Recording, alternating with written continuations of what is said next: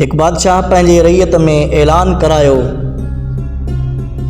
मुझे महल में हीरा लाल हज़ारे आहिनि, सोन चांदी जा अंबार आहिनि, माणिक ऐं मरजान आहिनि।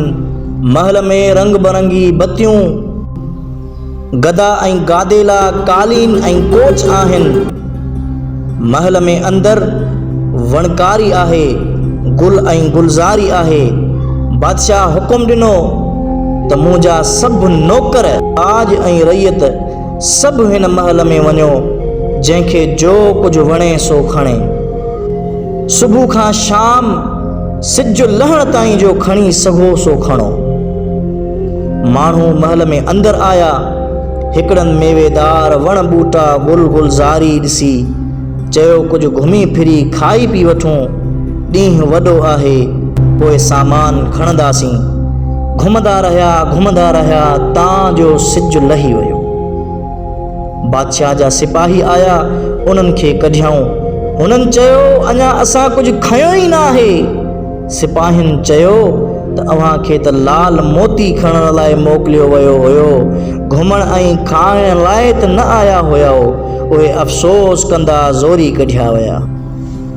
ॿिया माण्हू महल में आया, बादशाही बिस्तर ॾिठाऊं, आरामदाह गदा ऐं कोच ॾिसी चयऊं, कुझु लेटी ॾिसूं, ॾींहुं वॾो आहे, पोइ कुझु खणंदासीं। उहे सुता त अहिड़ी निंड वठी वयनि जो सिज लही वियो। उन्हनि खे बि सिपाहियुनि अची निंड मां उथारियो त हलो बाबा, अव्हांजो वक़्तु पूरो थी वियो। उहे बि अफ़सोस कंदा हलिया विया त हाउ जे कुझु खणूं हा। हिकिड़ा सियाणा हुआ, उहे न घुमण फिरण लॻा ऐं न वञी गिफ़लत जी निंड में सुता। उहे हीरा लाल जवाहर माणिक ऐं मोती खणंदा रहिया।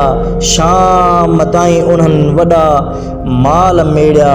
उहे कमाए विया, कामयाब थी विया। प्यारा दोस्तो, ही दुनिया रब जो महल आहे।